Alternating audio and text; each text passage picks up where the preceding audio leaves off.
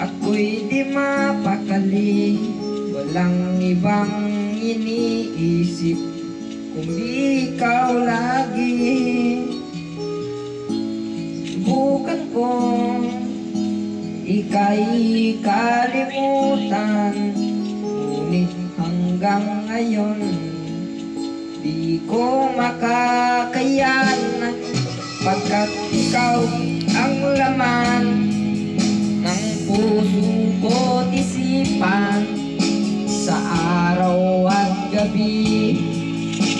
Ikaw ang dahilan, hindi ako makatulog sa kakaisip sa'yo, pagkat ikaw sinta, ikaw ang dahilan.